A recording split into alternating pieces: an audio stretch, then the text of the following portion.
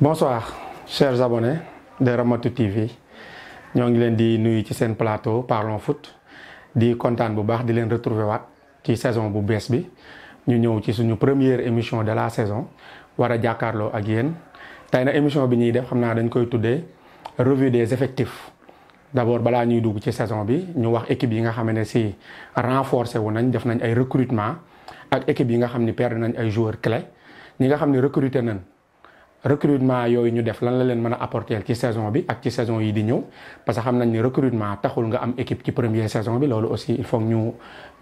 tenir ko en compte dinañ koy wax di ko répéter man nga recruter ay joueurs yu bëri mais ñenn ñi dañuy am problème d'intégration ñenn ñi am problème d'adaptation donc ñooñ dañuy soxla temps mais c'est bien nag équipe yi renforcé wu pour mën a am benn projet boo xam ne projet à long terme lay nekk à part loolu équipe yi nga xam ne perdre nañ ay cadres bari nañ ci mercato bi gis nañ ay équipes yoo xam ne perdre nañ seen ay joueurs clés ñooñu tam lan la leen mën a jural ci saison bi certes am na ci équipe yoo xam ne bàyyi nañ yenn joueurs yi ñu dem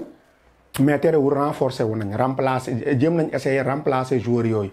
est-ce que joueurs yi ñu indi pour ñu remplacer leen ay joueurs lañ yoo xam ne mën nañ tenir place bi nga xam ni moom la joueurs yi dem doon tenir après tant d'années yi ñoo xam ne passé nañ ko ci équipe yooyu loolu lañ jéem a essayer décortiquer tey ci suñu émission Parlons Foot première de la saison. Donc fi ñu koy commencer sans plus tarder dañuy dugg fi nga xam ne si moom mooy championnat Espagne. donc dañ koy tàmbalee tey fi nga xam ni moom mooy Espagne ak équipe bi nga xam ni moom mooy équipe bu mag bi la FC Barcelone xam naa ni merengue yi dinañ commencer siisu comme ils ont l'habitude sama copain sama Thomas Laxaat ba nga xam ni moom saison bi yëpp daf koy classico dina ñëw ni ma équipe bu mag benn la si biir Espagne muy la Real Madrid. Bon du neex a contester parce que gis nañ li ñuy def ak fi ñu toll mais en tout cas Barcelone xam nañ ko. équipe bu mag la si biir Espagne équipe bu mag la si fi nga xam ne moom mooy Europe ñëpp mën nañ d'accord si loolu donc si ñoom la ñuy démarrer tey suñu revue des effectifs ak mercato bu incroyable bi nga xam ne def nañ ko recruter ay joueurs yoo xam ne si ay joueurs yu baax la li tax aussi ñu leen di tudde équipe bu mag dafay répercuter wu ci seen li nga xam ne moom mooy seen mercato parce que bëri na ay joueurs yi nga xam ne yeneen équipe ñoo leen bëggoon teg xaalis bu bëri teg ay salaires yu gën a kawe yi nga xam ne moom la Barcelone proposé terewul ñoom ñoo préféré ñëw fi nga xam ne moom mooy Barcelone loolu dafay wane ni équipe bi équipe bu mag la dafay wane ni projet bi nga xam ne Laporta ak Xavi aussi proposé nañ ko projet bu baax la parce que joueurs yi la plupart du temps ñu ci bëri xaalis la ñuy xool salaires yi ak performance bi nga xam ne équipe mi ngi ko doon def te xam nañ ni saison bi ñu génn Barcelone pratiquement gañewul dara mais terewul joueurs yi dañuy dem bokk ci projet bu bees bi nga xam ne moom la Laporta ak Xavi nekk di construire loolu je pense que ni c'est une bonne chose joueurs yi aussi am na ñoo xam ne dañuy topp projet am ñoo xam ne dañuy topp rêve d'enfant am ñoo xam ne aussi dañuy bëgg am envie football ci benn équipe depuis bi nga xam ne ñu ngi nekk footballeur professionnel donc am nañ ci ay joueurs yoo xam ne ren noonu lañ def notamment ki nga xam ne moom mooy le grand buteur du FC Bayern mu nga xam ne moom mooy Robert Lewandowski le polonais bennal mën nañ ko si wax équipe yu bëri bëggoon nañ ko ay PSG équipe yu bëri ñu ngi si woon Chelsea mais terewul dafa préféré ñëw fi nga xam ne moom mooy Barcelone loolu aussi dinañ ci joxe ay quelques précisions si suñu xalaat li tax ñu gis Lewandowski mu préféré fi nga xam ne moom mooy Barcelone que yeneen équipe yi nga xam ne nekkoon nañ ci gis nañ aussi Barcelone ci biir recrutement boobu ñu def ay recrutement malin c'est-à-dire ciblé ay joueurs yoo xam ne dañu nekkoon en fin de contrat mën nañ ci noter ki nga xam ne moom mooy Kessié bu nekkoon Milan mën nañ si nommer aussi ki nga xam ne moom mooy Christensen le joueur danois défenseur danois bi nga xam ne moo nekkoon Chelsea donc ci ñooñu rek mën nañ si boole aussi joueur bi nga xam ne ils l'ont payé très cher nga xam ne moom mooy Rafinha jënd nañ ko xaalis bu bëri on parle de 85 millions d'euros mais xam nañ ni joueur la boo xam ne c'est un joueur prometteur et puis dafay indi variété ci footballu Barcelone parce que dafay def ay tirs de loin gis nañ ko ci match préparation yi mu dugal benn bii boo xam ni bii bu incroyable la te effectifu Barcelone bi gisuñu woon ñoo xam ne dañuy def ay tirs de loin donc loolu c'est très bien. donc dañuy revenir ci ki nga xam ne moom mooy Lewandowski ak choix bi nga xam ne def na ko rejoindre fi nga xam ne moom mooy la FC Barcelone man personnellement li ma ci gis sama analyse. moom mooy dafa ñëw ci championnat Espagne dafa ñëw fi nga xam ne mooy FC Barcelone pour mën a concurrencer directement ki nga xam ne moom mooy Karim Benzema c'est très important choix boobu mu def parce que mënoon na dem si yeneen club yoo xam ni il sera peut-être beaucoup mieux payé que FC Barcelone mais instant bi xam na ni Karim Benzema c'est le meilleur joueur du monde Ballon d'Or bi sans surprise moom moo ko war a jot donc moom mi ngi Bayern di empiler les buts alors que pour mu jot ci Ballon d'Or bi sax problème la donc bu ñëwee fi nga xam ne mooy championnat Espagne concurrence ki nga xam ne moom mooy Benzema directement je pense que loolu chance bu rëy la ci moom pour mu gaaw jot si Ballon d'Or bi nga xam ne si mi ngi rêvé gagné ko parce que dañu xam ni joueurs yi aussi concurrence bi concurrence directe bi des fois daf ciy baax. Gis nañ concurrence directe bi nga xam ni Messi ak Cristiano Ronaldo amoon nañ ko pendant des années. Donc bu Lewandowski ñëwee avec son âge avec son expérience fi mu toll si football ak but yi nga xam ni mën na ko dugal su ñëwee équipe bu mel ni Barcelone ak rivalité bi nga xam ne xam nañ ko Barcelone ak Real Madrid mu ñëw imposer benn concurrence bu direct ak ki nga xam ne mooy Karim Benzema gis nañ ni foofu noonu war na mën a am dara. Il lui reste tout simplement de marquer le plus de buts possible pour détrôner Benzema ci meilleur buteur bi nga xam ne année yi mi ngi koy jël. Ñu rappeler ni Benzema c'est un buteur, c'est un footballeur, c'est un phénomène. Loolu il faut que ñu nangul ko instant bii nii amul morom si football bi parce que li muy dégager ak ni nga xam ne si loolu lay foofu lay yóbbu équipe bu Real Madrid bi. Boot bi nga xam ne boot na ko équipe bi ba nga xam ne su footballoo sax da nga naan Real bis mooy football parce que yeneen joueurs yi nekk ci kaw yépp moom moo leen di jox confiance di leen alimenter jox nañ ko li nga xam ne moom mooy brassard bi ak départ ki nga xam ne moom mooy Marcelo bi. Donc ki nga xam ne moom mooy Lewandowski il a bien fait nag mu ñëw wan ko ni ko bi fi Chris ak Messi doon nekk mosoo woon nekk Pichichi est-ce que du dañu dem moo tax nga gagné ko question bi foofu la. léegi nag Lewandowski mission mooy ñëw détrôner ki nga xam ni moom mooy Karim Benzema pour wan ko ni ko but yi ngay dugal maa la ko dàq dugal une fois mu def loolu ballon d'or bi je pense que ni mën na ko rêver jot ko le plus tôt possible. Donc loolu Lewandowski pour man choix bi mu def choix sportif la bu nga xam ne si bu normal ak fi mu toll ci carrière am pour ñëw Espagne ñëw ci projet wu FC Barcelone bi parce que ce qui est sûr mooy dina am ay occasion pour mën a dugal ay buts yu bëri. Barça mi ngi ci championnat bi à fond dafay jouer Ligue des Champions bi donc. Transfert boobu daal man je pense que ni transfert la boo xam ne c'est gagnant-gagnant pour le FC Barcelone ak Lewandowski bi nga xam ne si am na loo xam ne bëgg na ko prouver ci football bi instant bi wane ni c'est le meilleur buteur d'Europe bi nga xam ne mi ngi koy doon année yii yépp moom mooy nekk soulier d'or ëppale lu mu dugal 5 ans yii ñu génn sax moo ëppale lu mu dugal en Europe devant Cristiano Ronaldo et largement devant Léo Messi. Donc loolu na ñëw woon ko Benzema ni ko ñëw naa ci championnat bi dama lay détrôner pourquoi pas ballon d'or bi nga xam ne yaa ngi koy espérer jot ko ren année bii di ñëw ma jëm ko nangu ci yow parce que xam na ni Espagne li muy joxe ci ay ballon d'or dafa bëri. Donc Lewandowski bi il fallait ñu def ci benn parenthèse ñun loolu lañ ko jàngate ak li nga xam ne mën na ko apporter FC Barcelone yépp sportivement donc loolu moom sans aucun doute il sera un joueur clé de l'effectif bi nga xam ne moom mooy effectif fu Xavi. À part loolu gis nañ ñu jënd ay yeneen joueurs yi nga xam ne ñëw nañ pour renforcer ko équipe bi bàyyeeguñu ñu ngi si ay yeneen piste yoo xam ne on parle de Bernardo Silva bi nga xam ne nee nañ sax am na accord ak Barcelone pour été bi mu ñëw renforcer li nga xam ne mooy effectif bi. Kon daal en un mot joueurs yi si boppam ñoom ñoo choisir li nga xam ne moom mooy projet wu FC Barcelone bi on espère que ni projet bi dina cohérent recrues yi aussi ñëw intégré wu le plus vite possible pour que ñu mën a gagner ay titres saison bi pour li nga xam ne moom lañ investir ci xaalis yépp vraiment mu mën a joxe ay résultats. Investissement bi yaatu na. Barça gis nañ ko daaw mu amoon ay jafe-jafe xaalis ba amoon ay bor yoo xam ne kenn xamul fu mu toll bon certains se posent des questions naka la Barcelone def ba mën a recruter ay joueurs def recrutement yi yëpp mais il faut que ñu xam ne xaalisu recrutement joueurs yi dañ koy lijjanti ci jaay ay part ci droit TV yeeg yooyu léegi nag loolu ça n'a rien à voir ak salaire yi donc loolu moom beneen niveau la boo xam ne après mooy ñëw Liga bu ñu fàtte ni dañu plafonner salaire yi am na foo xam ne fa nga war a yem am na budget boo xam ne da nga ko war a démarrer joueurs yi aussi da nga leen war a fay Barcelone mi ngi yoreel ay quelques joueurs mën nañ ci nommer Piqué bi nga xam ne club bi war na ko jox 52 millions affaire yooyu on parle de plus de 52 millions donc loolu moom la Barcelone war a régler après pour mën a inscrire tous ces recrues xam nañ ni gars yi ñu ngi si di si job et ils vont y arriver inchallah en tout cas on l'espère vraiment parce que recrues yi ñu def yëpp bëgg nañ leen gis ñu football ci haut niveau ren à part loolu dañuy laal fi nga xam ni mooy son l'éternel rival le grand Real Madrid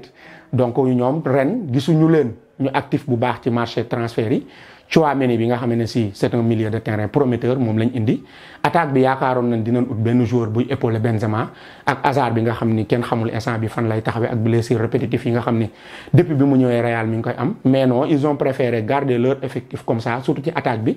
donc je pense que ni choix boobu noonu choix bu ñu étudier la parce que Florentino Pérez xam nañ ko ni muy calculer ay transfert am day bëgg di garder xaalisam pendant des années après mu dem def ay gros coups peut-être ci loolu la miser espérons que ça va payer parce que Benzema gis nañ ko année yi day xaw a am ay tuuti pépin physique même bu fekkee ne blessure du yàgg à chaque fois bu blessé benn wala ñaari match da ngay gis ne équipe bu Real bi rendement bi ñu doon am dootuñu ko am parce que Benzema mooy fournir li nga xam ni moom mooy confiance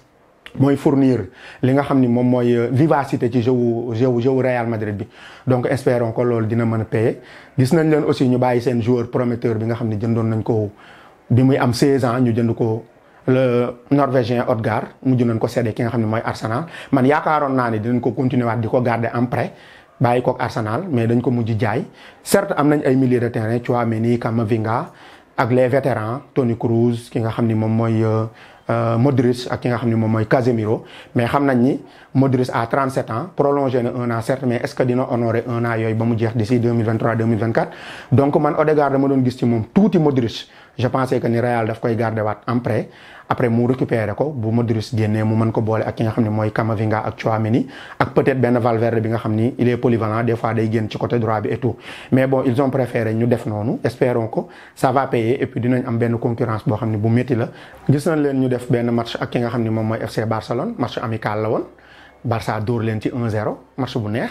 kon déjà classico yi lancé nañ ko foofu Laporta doon na leen taquiner ni leen li xew Vegas dañ koy bàyyi muy am Vegas donc affaire yi commencé na donc kon championnat Espagne bi noonu la demee yeneen équipe yi nga xam ne renforcé nañ peut-être Atlético mi nga xam ne Axel Witsel ñëw na pour renforcer milieu terrain bi à part loolu yeneen équipe yi nga xam ne ñoo nekk si ginnaaw Séville gis nañ ko mu actif ak ay pistes yu bëri yoo xam ne mi ngi koy activé mais yu si bëri concrétisé gul donc foofu la ñuy génnee fi nga xam ne mooy championnat Espagne dugg fi nga xam ne moom mooy championnat Angleterre le championnat le plus relevé la Premier League ñi nga xam ni ren gis nañ équipe bi nga xam ni moom mooy Liverpool mu am ay départ d'abord ci la ñuy wax notre international Sadio Mané dem rejoindre fi nga xam ni moom mooy Bayern Munich remplacer ki nga xam ni moom mooy Lewandowski bi nga xam ni moom lañ doon wax léegi mu dem Barcelone. donc Liverpool il faut ñu taxaw ci parce que boo perdre un cadre bu nga xam ne si moom moo mel ni Sadio Mané ak li mu doon indi ci équipe bi yépp ak profondeur bi nga xam ni mi ngi ko doon apporter Liverpool bon dañuy xam ni Liverpool ren perdre na benn cadre. léegi nag avant départu Sadio mën nañ ñu préparer woon nañ sax départu Sadio ak ki nga xam ne moom mooy Diaz jënd nañ ko daaw Porto mu ñëw intégré wu carrément ci biir équipe bi ak ci biir Premier League bi sauf que ni gis nañ ko en Ligue des Champions que ni niveau bi foofu gënoon na yéeg notamment seen match final bi nga xam ni perdre nañ ko contre le Real Madrid gis nañ ko il était carrément en difficulté contre ki nga xam ne mooy Carvajal foofu la ñuy xamee joueur bu am expérience Sadio Mané face à Carvajal xam nañ ni tôt ou tard daf doon mes ci Carvajal parce que am na expérience bi léegi Diaz foofu lañ koy xaar mu yéegal niveau bi am na ñuy wax ni bon dañu jënd Nunez pour mu ñëw remplacer ki nga xam ne mooy Sadio Mané non Diaz moo remplacer Sadio Mané depuis daaw moom la Liverpool préparé woon Nunez bi nga xam ne ñëw na c'est un bon attaquant di indi beneen profil ci Liverpool gis naa ko mu def keroog point de fixation gis naa ko mu def ay remise de la tête loo xam ni bokkul woon ci jeu wu Liverpool Firmino moo ko waroon def mais li mu doon présent ci surface bariwul donc kon dan nañ wax ni sax Nunez boobu moom Firmino la gën a remplacer sax que ki nga xam ne moom mooy Sadio Mané parce que c'est un attaquant de pointe pure pointe bi nga xam ne Liverpool année yi amu ko woon Sadio moo doon football des fois pointe des fois muy relevé ak Salah ainsi de suite Firmino seul match yi nga xam ne si yu tuuti yi nga xam ne football na ko daf doon décrocher et tout Jota aussi gis nañ ko mën na football ci poste boobu mais c'est pas un pur neuf donc Nunez bi nga xam ne ñëw na daal moom moo remplacer Firmino en quelque sorte mais Diaz moo jël place su Mané est-ce qu'il sera à la hauteur daaw def na ay prestations yu baax on espère que ni dina ñëw ak année yi di ñëw ci niveau bu Sadio Mané même bu fekkee ni ce sera très difficile parce que Sadio c'est un joueur très difficile à remplacer parce que yamul ci li nga xam ne mi ngi koy def ci vivacité am ci ni muy bàyyee bal bi nu mu gaawee te Diaz gis nañ ko des fois mu téye bal bi lu gën a bëri mais Sadio dafa am expérience ci li nga xam ne moom mooy côté gauche bi nga xam ne foofu la doon football à chaque fois il arrive à éliminer ses adversaires à chaque fois il fait des passes yu nga xamante ne ay passes décisives lay doon wala à chaque fois avant dernière passe su Liverpool Sadio Mané moom moo ko doon def te loolu c'est très important dafay wan ne joueur boo xam ne la dafa am flair fu mu dëggee bal bi rek gis na foo xam ne bu ko fa passé après mën na def faille ba indi passe décisive wala mu indi avant dernière passe boo xam ni après dafay def dara te contre attaque aussi daf si fort donc foofu la ñuy xaar Diaz à part loolu seen renforcement ba léegi Nunez bi nga xam ne ñëw na war na apporter loo xam ne aussi lu bëri la si milieu terrain bi changé wul lu bëri ñi fi nekkoon presque ñoom ñoo fi nekk fi nga xam ne moom mooy ci défense bi aussi gis ngeen ko à part seen blessure yi nga xam ne ay Thiago ak Naby Keita bi nga xam ne ba léegi fi ñu ko doon xaar ñëw fa bon je sais pas lan mooy problème mais en tout cas Liverpool soxla na ko trop ci saison bii nii mu élever niveau am sinon Liverpool dinañ am ay difficultés yu bëri ak Thiago bi nga xam ne moom tamit il se blesse beaucoup à part loolu Salah moo fa nekk il se débrouille pas mal mais xam nañ ni dafay soxla soutien banc Liverpool bi aussi xaw na oyof donc cette saison ce sera très difficile pour Liverpool vu ses concurrents ni ñu renforcer woo concurrents yi duñ ci sori dañuy dugg fi nga xam ne si moom mooy Manchester City nga xam ni renforcer wu na ak ki nga xam ne moom mooy Haaland bu ñu la woon Manchester City jël na Haaland rek ak li ñu yoroon ci effectif da nga naan doy na waaw parce que c'est un buteur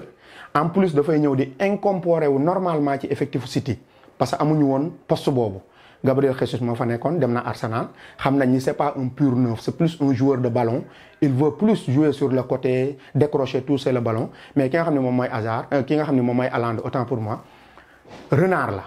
il est constamment dans la surface di xaar bal bi pour ñëw dugal te City xam nañ ni dañuy football ci côté yi ki nga xam ni moom mooy Foden Sterling aussi dem na avant muy dem Chelsea xam nañ ni ñoom ñëpp dañuy centré ak ki nga xam ni moom mooy Kevin De Bruyne à chaque fois daf lay jox bal bi fi nga ko bëggee donc Haaland li City doon soxla instant bi ni moom la ñëw pour apporter ko c'est-à-dire ñëw di couper les centres ñëw rek teg tànkam comme j'ai l'habitude de le dire teg tànkam dugal tey gis nañ ko aussi mbëkk mu ñëw dugal donc foofu la ñuy xaar Haaland te yaakaar naa ni intégration am du war a jafe parce que rigueur PL yor na ko waaw donc foofu la City moom toll poste boobu renforcé wu nañ ci carrément te ils feront très mal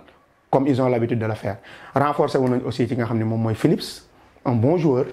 technique aussi talentueux am rigueur aussi di apporter am nañ ay quelques départs mais ay départs yoo xam ni yaakaaruma ni dina feeñ lu bëri Sterling bi nga xam ni c'est un joueur percutant day déstabiliser défense des fois mu pene ci dernier geste bi xam nañ ko si moom yàgg na si certes bu fekkee ne année yi passé progressé na tuuti mais du waru doon problème parce que côté boobu noonu dañ fa bëri ay joueurs ki nga xam ni mooy Foden daf fay football Mahrez aussi daf fay football ak seen boy yi nga xam ne si ñu ngi commencé Guardiola di leen dugal ci match yi am nañ ay boy Palmer ak yeneen joueurs yoo xam ne mën nañ ñëw renforcer équipe bi donc départ yi nga xam ne am nañ ko Gabriel Jesus dem Arsenal ki nga xam ni moom mooy